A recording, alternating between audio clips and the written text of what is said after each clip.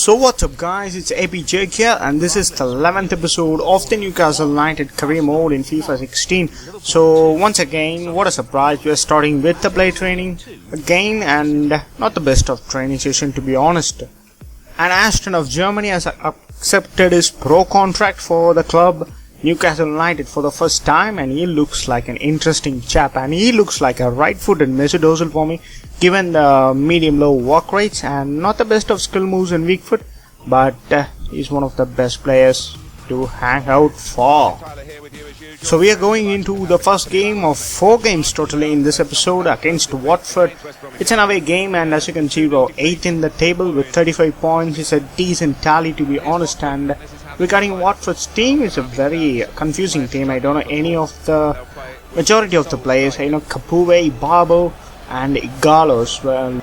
But Watford have a very decent lineup, and regarding our team, it's a pretty similar team, and Aarons is playing up at the striker for the first time. We got a debut to our 16-year-old German player, and Paul Demet and Veron Anita takes the place in the starting 11 as well. And early on, Wijnaldum was very influential there. He was some main creator at the center of the midfield, creating lots of chances and taking those as well.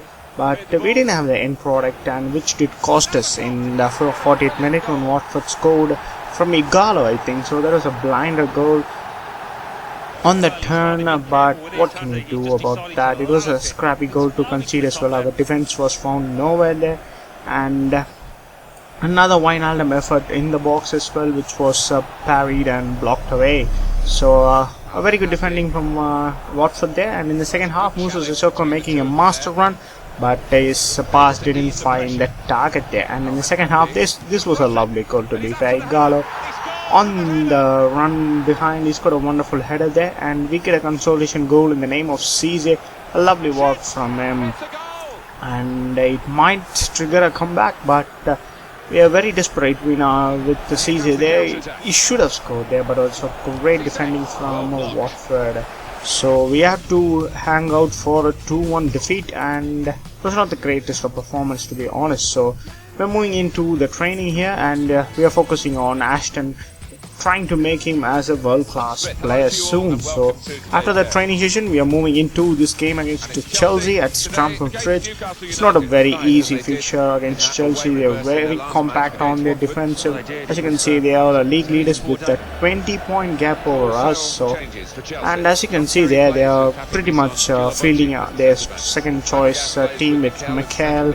There's no Falcao, Diego Costa or Hazard. So regarding our team, it's a standard looking team. Ayoze Perez is going to partner Baptiste number Cisse up front, and apart from that, it's a basic team to be fair. And Chelsea did score early on in this game in the 23rd minute to be fair, with a lovely effort from Pedro. When I did take a look at the replay, it was a beautifully controlled goal from Pedro. He's a 5-star weak foot player as well. So it was a difficult game against Chelsea, and the game was not, it was a long game. It was very short-lived. After they got in front, the lock-up shot, and as you can see there, they got lots of bodies behind their goal, and ideally had no chance of attacking since. So you can see they have only one shot on target. So that was a disappointing result. No 2 games gone in this episode, 2 losses, and not the greatest of performance. And we get into a training for Ashton, finally growing into a 63 weighted player. And this chap, I'm very excited of it. But we get into this game against Everton in the Goodison Park, and if you remember the last time, Everton were the league leaders, and we managed to beat them comfortably. And they're hoping for the same result this time, and they're in second position, and we are still with 35 points where we started this episode. And regarding Everton team, they got a wonderful looking team. It's every FIFA Everton team look very attractable. And regarding our team, Lascelles comes in at centre back, and CM De Jong takes the place as a number 10 in the squad, and Mitrovic and Cisse are the strikers today. And early on, a great attack there. It did get a bit of scrappy there, and ball fell to Mitrovic, and he scores his first goal after a very long time, man, and ends his goal drought. And it was the first shot from Everton, from Morales of course, but Tim Krul had it composed and collected. And in the second half, Everton from a corner They came so close to getting an equalizer here, but our defense well composed, and Tim Krul in fair was decent. And CM De Jong, every time I seem to get him into my squad, he seemed to score goals there. But this time he gets a corner with a lovely effort and a save from Howard, and from the resulting corner he scores an absolutely brilliant header. He's not that tall. The fact that he has got like 84 heading accuracy, first time I noticed his stats, and he's got very good jumping as well, so that made the goal. And a 2-0 victory away at Everton is a very good result. So a wonderful performance from Tim Krul, and from that game we are straightly jumping into this next game against Manchester City, bringing in a bit of form as well. As you can see, they are 6th in the table, and we are 8th in 38 points. So regarding our team, it's a kind of rotated team. We got Pereira and Gufram playing up at fullback, and Ayoze Perez and Mitrovic are the strike partners for the first time in this season. And regarding Manchester City's team, they got a wonderful team, to be fair.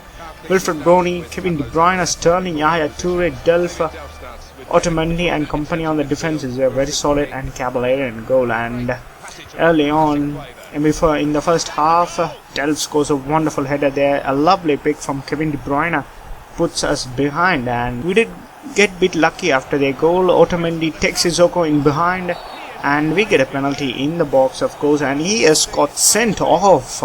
So that's interesting. And Manchester City were pressing up high on the pitch, and with a man less, don't know what happens in the game, and we get a penalty. We scored it with Ayoze Perez comfortably, and he gets back on scoring once again. So this was a massive scare from Sterling there, and Yaya Toure from close range misses a sitter, and we get a bit lucky here. This was a wonderful break, and we score off the rebound from Willy Caballero, but the make-up for this goal, Mitrovic getting past the defender and setting up Thorwin with the first-time effort.